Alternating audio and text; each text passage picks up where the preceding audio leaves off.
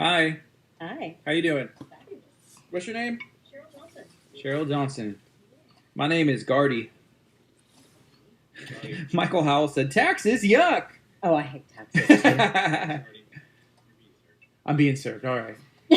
What is it? This is the application that they had to fill out to get the award. Only took us 2 my years. goodness. 2 years? Took us 2 years. I can't even. And that doesn't see count it. the CD of all the policies that we included with it. Oh, my goodness. Yeah, that's proof that we work in your tax office. It's like a close-up. This thing is bigger than my face. No, I it's feel not. like Wilson. Your face. I feel like Wilson. You look like Wilson. So, hey, if you're tuning in, I'm going to give this back to you because that's a lot of fun. I'm scared what's in there. Okay. so we have Red Cheryl trees. Johnson hanging out with us in studio. We're going to be switching it up a bit.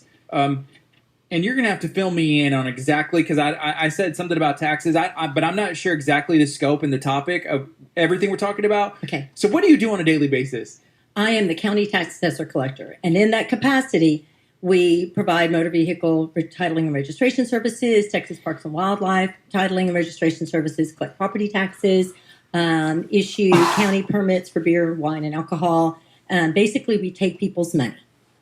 Is that a good thing? Don't people get upset? Like, hey, No. why are you taking my money? Well, we just take care of it. We're kind of like a bank. It's not Okay. our money; it is your money. And then I kind of tend to nag all the local governments and the state leaders to spend it very wisely because it's not their money; it's your money. Okay, Kurt told me that money buys happiness. Is that true? I think it makes no, not at all. I think it makes it easier to make your life easier, but it definitely doesn't make you happy. See, I made a post today on my personal page, and I quoted, "Money can't buy happiness." Yeah. And I said, "But then why do I feel so happy when there's money in my bank account?" And I told him it's because you aren't spending it on anything. You're not buying anything. It's sitting in your bank account, so you're actually maybe saving. Saves your happiness. Yes. Because you spend it and you have no money. I'm glad we're talking about this subject, and you didn't hear that she's in charge of title and registration for vehicles. You told me that yesterday. I remember that. And I got a little concerned that you're going to say, "Hey, my buddy Kurt went 6 months without paying his registration." Oh, shame on you. Okay, but when I was on the DMV board many years ago, the governor, the legislature broke the Department of Transportation apart from motor vehicles. And the governor appointed me to be the tax assessor collector representative on that board initially. And so I vice chair for a while. And one of the things that bothered me the entire time I had been in the tax office, so for like 9 years, I had been trying to make online registration of an expired registration. And they wouldn't do it. They wouldn't do it. They wouldn't do it. So that was my sole goal. I'm going to get online registration for expired tags. And we got it. You know, it's a little bit more difficult to get a registration sticker now than it was before.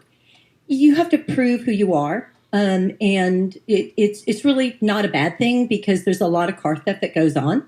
And there's a lot of people stealing vehicles, paper-wise stealing vehicles. So there's a method. There's a method to the madness. Yes, There's there reasoning is. for it. Yes. Other than it's like, well, you used to just be able to get it in the mail, pay, do what you got to do, and now you got to go in, prove this, and it's a bunch of different Well, stuff. you don't really have to go in, but we love to see our customers, so come on in. What have I been doing wrong then? So we got 10 seconds. We're going to go on the FM. We'll reintroduce you, and then we're going to learn about all that paperwork over there. So here we Okay. go. Good morning. This is KHEA Radio 99.5 FM. It's 9:32 on a Wednesday morning. This is Kickstart. I'm Gardy. And I'm Kurt. We have Miss Cheryl Johnson in studio. How are you doing today? I'm doing fabulous. How are you? I'm great. I'm great. Doing good. It's a beautiful day in Galveston County. It's a good day to make sure you're current on your taxes, right? Yeah, it's a good day. Yes, and actually, this is the last day to pay your final quarter installment. So thank you for making that possible. We don't want anybody to pay penalties and interest. It's bad enough they have to pay taxes. Wait, what did I do wrong? I hear penalty. That's for I hear businesses. taxes. What am I doing wrong? It's for a business, right? I need to pay the something. quarterly. No, the quarterly we actually got expanded with disaster installments many, many years ago. So it used to be only seniors and disabled persons could pay quarter installments without penalty and interest. And then they added disabled vets and the spouses of disabled vets. And there's disaster installments whenever the governor declares a disaster. Well, used to be only for single-family residences and small income-producing properties. And so we went to the legislature in 2009 after Hurricane Ike and changed that. And now anybody who suffered any damage in any way can take advantage of the quarter pay. And we've been doing that for the last couple of years in Galveston, and we'll offer it again for 2019 taxes. All right. Makes So it easier. that's a benefit to the residents. Absolutely. Okay. So what is your area? Is it all of Galveston County? Yes. Okay. And how did you get involved and started down this path to end up here today? Well, long story, and I'll keep it very short. 25 years ago, my children were in public school, and they were changing things, and I didn't like it. And so I went to the school board, and they ignored me. They kind of patted me on the head and say, you have a problem, go talk to the legislature, whatever. So I don't like being like patted on the head and sent away. So I ran for school board, couldn't find anybody else to do it. So I did that for 6 years. But I hate politics, the backstabbing, the horrible nastiness associated with it. So I got out for a while. We built our house in Galveston County, and so I couldn't serve in Clear Creek again anyway. And got llamas. Those critters give you 15 minutes warning before they spit on you, unlike typically the media and and reporters and people. So it was really kind of nice to be out of it. But then I saw a real need. I saw Paul Betancourt in Harris County helping people, being the anti-tax tax collector. And so I thought I can do that. I can do that. And so I feel like it's a real mission for me to represent the interests of the common person. Is this a voted position? Yes, sir. Okay. And how long have you been serving? I was elected in 2004, so since January 1st, 2005. Wow. So you must be doing a great job. Well, I'd like to think I'm doing a great job. The voters they have spoken, right? Yes, they have. Okay. Cool. So Kurt, whenever it comes to Galveston I'm County scared. taxes, Do I look like somebody to be scared of? Come on. Well, it's because I've hidden from stuff in the past, and I don't want it to catch up to me. well, today is the day. As there's a bunch of paperwork over there. So what is that? Okay, and I There's don't a know big if you can stack see of it. I don't know. paperwork. Okay, so this is I'm getting served. Not again. Not again. This is our application for the Texas Department of Motor Vehicles. When I was on the board, we established standards. So no matter where you live in Texas, when you walk into a county tax office, the experience should be the same. And so we were trying to do that. And then we wanted to recognize tax offices that do a good job because we touch people so many different times. So after I was off the board, they came up with this quality performance award program. And so they implemented it in 2018. And the second year of it now, there's 13 counties, and Galveston is one of them, that have been awarded either the gold, bronze, or silver or bronze award. Now, we got the silver, which means we achieved the bronze. And so I've been telling them that I want both of my awards. And so finally on Monday, the executive director of the Texas Department of Motor Vehicles will come down and give us our award for outstanding performance, protecting against fraud, providing good customer service to our citizens, training our employees, which is one of my proudest things, is taking somebody who's never done much of anything other than graduate from high school, teach them good customer service skills, teach them something that will give them an opportunity to grow. And we have people that started as temps in my office who are now leading branches and in top-level chief deputy positions, and that does my heart good that we're growing leaders. I've been into I think it's in Texas City. I've been to We have that one there. Yeah, I've been to that place, and I was kind of shocked because usually when I go to like a DMV to get my driver's license, like I'm there, like you better cancel your entire day, Right. right? You better just be ready to Yes. be there all day long, like take a sick day or something, to go to the DMV to do something that you're required to do. But I was there out in like 15 minutes. Awesome. It was great. What time did you go? Like during the lunch hour, even. Wow. It was awesome. I was like, wait, I don't have to cancel my entire afternoon? Like, I have free time, let's go. When I posted on Facebook that I was going to be on your show today, somebody wrote and said, I was in your League City office, and that is a busy, busy, busy office all the time. He said I was there, and they actually seemed to appreciate the fact that I came in. And so we do. We call our customer, you are a customer, you're not just a taxpayer. And we ask for the next guest to come, to be waited on. And, we're here to serve you. Wow. The one thing that I was disappointed on, Here we go. I went 6 months without updating my registration, which is my fault. I kept holding off. And once I missed, I was like, man, I missed. I got to go into the office to do this. Finally, I was just like, well, let me try to do it online, and see if it works. So, yeah, it worked. Good. Where I could do it online. I was a little behind, but I still paid. Excellent. But I was kind of disappointed because they still sent me my February 20 number instead of like the, June. June number. I was one of those people that thought, if I just wait until the first of the next month, then I'll get to bump it out a little bit. But no, what the way that the state approaches it is, you were driving that vehicle on the roads. We know you were driving that vehicle on the road. So since you had the use of the vehicle, we're going to charge you for the registration. No benefit to wait. Did it used to be that way? It was always It's that always way. the same way? Yeah, and I've tried to cheat too. You remember when they did this one sticker program where, now you have to go get your car inspected and your registration at the same time. And I could get my registration was every 12 months, no matter what. But the inspection, I could kind of play it out. So I was like 6 months difference on the two of them. Well, the state got clued in on that real quick. So now you can't renew your registration without the inspection. But it's one sticker. I'm glad I'm not the only one who thinks of these things. Like, I thought I was the worst person in the whole wide world. No. We have a lot of people that... I mean, you're up there, but you're not the worst. Okay, I'm in the top, 15%, right? Like, come on. There you go. So you've been serving since 2004 in this position, right? Yes. So what are some things that you have seen change or you kind of led the charge on that you're the most proud of? Oh, gosh, I'm so proud of so many different things. The disaster installments, as I told you, we got that through. Very recently, we managed to get, it was like a 10-year effort to get property taxes reduced. And there's been little things along the way that have happened. But this year, actually, the state stepped up. They're going to be paying their fair share of school district funding. And every single homeowner and everybody pays school property taxes will see a tax break. So SB2 and HB3 were really, really big pieces of legislation. And there are a lot of appraisal reforms in there. I teach people how to protest their classes because how to protest their values. I really don't like taxes. And I don't want you to spend any more money on taxes than you need to, because we're better with your money in the economy spending it in businesses rather than spending it on your government. So we've really fought a long time for tax relief, and we're going to get something meaningful this time. How does Galveston County rank against some of the other counties in Texas whenever it comes to like the amount of taxes people are paying and the... We're lower than many. There's 68 different governments in Galveston County. So some of them tend to be high and some of them are very low.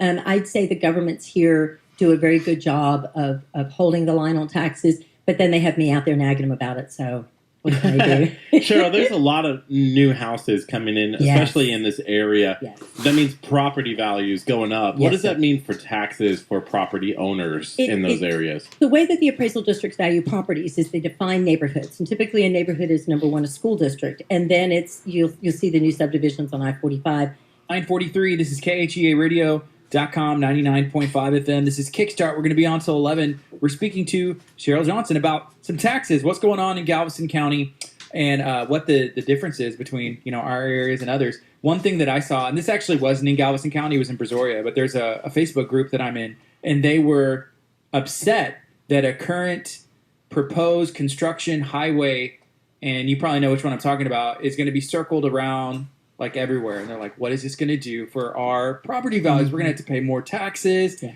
That new construction, it causes that, right? Yes, it does. But are there benefits to having that as well? Well, I mean, there's hopefully going to be a larger tax base. And the more properties there are to tax, then the lower everybody can be if we can rein in government. And as I said, with SB2, all the government's going to be limited to 3.5%, school districts 2.5%, without voter approval. And there's no better local control in our government than the voter.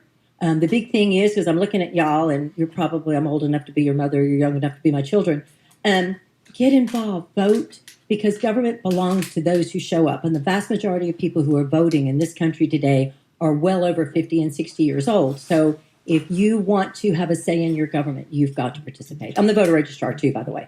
Where can we go to make sure that we're educated on the topics that we're voting on? Well, you can follow me on Facebook. I've got 3 different Facebook pages. So I have Cheryl Johnson, which is GCTO, the tax office, Cheryl E. Johnson, and then Vote for Cheryl. I post all the most important current events. Or you can go to my website, galcotax.com, and under press releases and important information, I put real critical information out there for you. One of the things that I think is a main important issue is there's only one FM radio station in Galveston County. I think that's wonderful for y'all, but I'm so excited. Right. When I heard about y'all, I was just, it's about time. But here's the problem. There needs to be more FM radio stations. I don't want to be just the only FM radio station. And also, I think we need more towers so that we can extend our signal so all of Galveston County can be informed. And then the But I feel governments like- can tax those towers so that your home taxes could be lower. Exactly. Yeah. And then you know what? Then we're coverage. But the government should help us spread positivity throughout. So let's start a voting issue where we say vote for positivity, KHEA radio. I think that's a great idea. I'm just spitballing here, you know. I don't come up with these ideas on my own. He's reading it from the back of a napkin. Like, I planned this out all last night. You know, there's a lot of local elections that take place. Was it last year or the year before? Where last year? Yeah, I think it was last year. But there was a local race, and we kind of said, "Hey, we want to do something where like vote positivity because there's a lot of negativity out there. Yes. You know, in these local races, politics it can get ugly, right? Yes, it can, and it gets very expensive as well. And that's something that I don't think the citizens like. But when people win using negative tactics, then they continue to use them. And as long as the voters say that's okay and they elect the people who are using those tactics, then that's what we're going to be stuck with. It used to be when I first won this seat, we spent under $30,000. And we just worked really hard, worked off a lot of high heels and shoe leather. And now you have to spend a couple of $100,000 to win a similar seat. And it's just a shame that it's come to who can spend the most money, who can buy the power. And we've got to get back to this being a godly nation. We've got to get back to this being a nation that we're proud to be Americans and not ashamed to be Americans. Wow. What do you think, Kurt? I love that. I love It's all about positivity. the Yes. positive. It is. Especially on social media, there's a lot of negativity. And then there's like the news stories that come out that are just kind of like, Hey, now. is this news? Hey, now. Sometimes news is good. Hey, one of the things I wanted to ask that I was kind of maybe you have some information on this or not. So Santa Fe is already looking into this. Dickinson as well about some buyback programs, some because of what happened during Hurricane Harvey or some Yes. accusation programs. What does that do for taxes, and how does your office kind of feel about those options that these cities are looking into inside of Galveston County? I think that these properties are being bought is good for the people. And those if people are bought out of a piece of property that they really cannot restore or do anything with, they're going to be constantly inundated with water. It's better for them to receive those funds and go live in a home that they're not going to have those problems. So I think for the citizens, it's good that the governments are actively promoting this and pushing this is good. It just seems like the government is such a slow moving machine. It's taking too long. How long ago was Harvey? Almost 2 years ago? Right. And people are still, I talked to a lady, she came to one of my classes and she's still living in the second story of her house and can't use the downstairs. Of course, the appraisal district thinks the house is totally rebuilt, not understanding that it's hard to get contractors and things. So I think it's wonderful that happens. In Friendswood, after Hurricane Allison or Tropical Storm Allison, they bought out nearly an entire subdivision, Imperial Estates, and that was the right thing for those people. It was really the right thing. You mentioned one of your classes. What kind of classes are there? I teach people how to protest their property taxes. And so when you get your tax bill, inside there's a newsletter, and I agonize over what information I'm going to share with people in that newsletter, but the class schedule will be there as well as posted on Facebook and on my website. So you basically tell people how not to. It's a How to weird- pay less taxes. how to pay less taxes, but Yes, that's I think your- you pay appropriate taxes. Right? Is that fair? Yeah. Yes. Nobody needs to be taxed more than what they should be. And, when we see people all the time that are living in a house that's maybe in disrepair and they're afraid of government, so they don't come out and protest. And I try and take that angst away, tell them what the government is actually doing, and make it easier for them to go in there and challenge us. Yeah. Sometimes you see like a thought push, like, well, they only paid this much in taxes. But if there's, I don't want to call them loopholes, but it's the law, right? There's certain It's the law. like cuts that you can get if you do this or you give back, charitable, like all this stuff, Yes. right? Yes. And that's just what it is, right? So, It is what it is. And again, government belongs to those who show up. We're on Crook Creek. We flood a lot. And people say, well, she's a tax assessor collector. She's not paying enough. And believe me, when we built that house and our taxes were $3,000 a year, today they're $7,000 a year. So that's a big hit. And then you've got higher insurance and, all sorts of other things. But every property has a condition or a situation that makes it different. And so it's incumbent upon the appraisal district, incumbent upon the people to take that information to the appraisal district so we can tax people appropriately, as you said. yeah. What are some misconceptions about your job and I guess like the taxes of the county in general. Yeah, because I'm really confused here why you're telling people to not pay taxes. No, when she's not saying that. No, but like to find a loophole to pay lesser. It's not a loophole at all. It's your rights. I have a duty as an elected official and a true public servant to let people know what their rights are and to make sure that they're an educated public. I think the best tax collector you can have is somebody who hates taxes as much as you do. So I'm making sure that you have the proper exemptions. I'm making sure that you're protesting your value. I'm making sure if you're entitled to any type of a break at all, that you're getting that. Because most people, the biggest misconception is people fear the tax office. And why should they fear me? I mean, I think I'm pretty unassuming, pretty easy to get along with. I laugh a lot. So we would rather people embrace us as their friends and know that we're on their side. Should our young people be introduced to taxes a lot earlier than they are? Like when they get into the real world working, they're like, how much did they take out of my check? What's going on? Yes. I'm buying a house. Oh my goodness. Yes. I've worked with different organizations, including Amico and United Way, to provide training to people that are getting ready to buy a house, to let them know what to expect so they can be proactive homeowners and be good, responsible homeowners. Every single person in your listening audience should get in touch with the appraisal district and look at their appraisal records and make sure they're right. Because figure this, when we built our house, it was two-story house, but we roughed in the upstairs. Well, the appraiser didn't know when they came out and taped that house and looked at it that the upstairs wasn't finished. So they first tried to tax me on a 3,000 square foot house, and it was a 2,000 square foot house. So if I wasn't paying attention, I could have ended up paying a whole lot more taxes than I really should have. So should you protest almost no matter what, or just at least double check? I think everybody should. Yes, absolutely, definitely request your appraisal card, review the records, make sure they're right. Wow. So we have some people watching. If you have any comments or questions, feel free to let us know, and we'll get those asked. We have about 6 minutes left. We're speaking to Cheryl Johnson about the taxes here in Galveston County. One of the things, so we broadcast from Abundant Life Christian Center, and I find this to be, you're a tax collector, and there's a story in the Bible about Zacchaeus and being a wee little lad, climbing up into the tree and coming to your house today. Does that ever concern you, like the negativity about being I'm a tax collector kind of thing? Yes, and when I first decided to run for this, or was considering running for this office, I sat down with my family and I said, okay, I'm thinking about running to be a tax assessor collector. And my son and my daughter both looked at me. They were both very active in Young Life, and they said, Mom, the tax collector is an evil person in the Bible. What are you doing?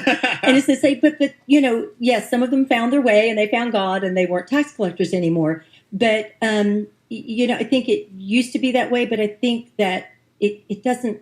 I'm a godly person, and I'm a servant leader, and I think that we still need good people in places to watch out for people. Yeah, and you mentioned the United Way. Obviously, they're a nonprofit. We had a meeting with them yesterday, and we do a lot of stuff because we love what they do. Yes. And we broadcast out of a church, which is a nonprofit, as well.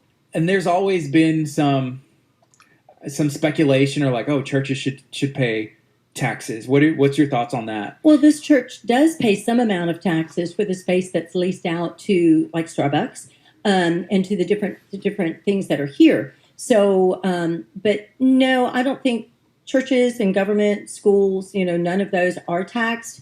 And I think that's right, because they have a service to provide as well. The government provides a service. The churches provide a very, very critically valuable service, as do the schools and the government facilities. So I think that that's the right thing, quite frankly. Okay, so we're speaking to Cheryl Johnson. This is a question that just came in. This is from Robert. And you may know what this means. I don't. But he said, can she explain how over 65 cap works? Yes. Okay, so the first year that it is your homestead and you turn 65, you're entitled to that exemption the first year that you turn 65. So even if you turn 65 December 31st, you're entitled to that exemption. And what we do, you have to apply for it. We take the taxes the year that you qualify with the homestead and over 65, and the second year, and compare the taxes both of those years, and whichever year is lowest for each of the governments that have ceilings, we set a tax ceiling for you. Now, you can always pay less, but you'll never pay more to those individual governments unless you build a pool or something like that. Here's another question from Sean. He said, if you buy a house during the middle of this year, will you be taxed on unimproved property, or is it adjusted for the time that you live there? When should you submit your homestead exemption? Submit your homestead exemption as soon as you can, but what happens with the appraisal districts is they're dealing with a January 1st condition or value or ownership. So you have to live in the house January 1st to get the homestead, and the CAD is looking at what improvements were on the ground January 1st. So probably if it's a house under construction, there might be tax on the land. They don't start putting the improvements on there until there's a slab and some amount of framework. Wow.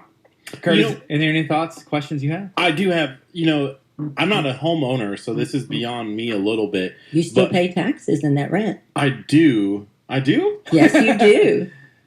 I do? I'm supposed. Okay. Well, that's factored into your rent. Oh, okay. I don't have to worry about it. Okay. No, you don't have to worry about it. Freaking me out Did I here, scare you? They're taking care of it. Oh, I'm always. That's the biggest concern I always have is the IRS showing up at my Oh, yeah. doorstep. I'm just like, I don't do enough on my taxes for there's some concerns there. Anyways, but the one question I have, everyone says there's a tax day, and I'm like, what's that? And it's that day where you have to pay on your homeowners, like where you have to have your taxes paid on your house. Is that a day? And like, how does that work? Well, the last day to pay your taxes without penalty and interest is January 31st every year. And February 1st, 6% penalty and 1% interest goes on that. And it increases 1% every single month until July. And then it boosts up there. So if you don't pay your taxes at all by December, you're paying 42% above the levy in penalties, interest, and attorney's fees. So that's why we try and get people to come and work with us because we can get you on quarter pay, we can get you on split pay. There's different things that we can do. But January 31st is a key day. Now, the other tax day, obviously, is April 15th. And I think we all tend to run and want to hide from the IRS. What if you own a business in Galveston County? What kind of dates should you be looking at, and what do you need to do? The same thing for the taxes being due, but also they have to render their value by April 1st. And if they do not, then they will pay an additional 10% penalty on their business personal property taxes. Do you have to do a lot of reading of like laws and stuff just so that you know like what's going on? Oh, yeah. Yeah. And I was fortunate that I came into this position as a prior elected official who had adopted tax rates. And I had worked with the legislature for years in the education code. So, yes, I have to work continuously in the transportation code, the education code, the water code, the tax code. Did I say transportation code? The election code. So you have to be very well versed in what those are. But all of these things, work together to, if you know all those things, then you can do a good job. And to me, it's important to do a good job. Is there anything else you'd like to share today? Yes, I would like to invite everybody to come to my office at 11 o'clock on Monday for the executive director of DMV to come and give us this award. We would love to have a big turnout for her and for my team. I'm going to have some type of little snacks, probably cookies and definitely iced tea and coffee. So please, I would love all your listeners to come by the Galveston branch office, 722 Moody in Galveston. Awesome. So make sure you go check it out. That's on Monday. Cheryl, thank you so much for hanging out with us today. Thank you. Really You're welcome enjoyed it. back anytime. Awesome. Thanks. We'll have to bring you back. This is KHEA Radio, 99.5 FM. Thank you. Are we still on Facebook? We're on Facebook, still hanging out. Hi, but yeah. Facebook. Yeah.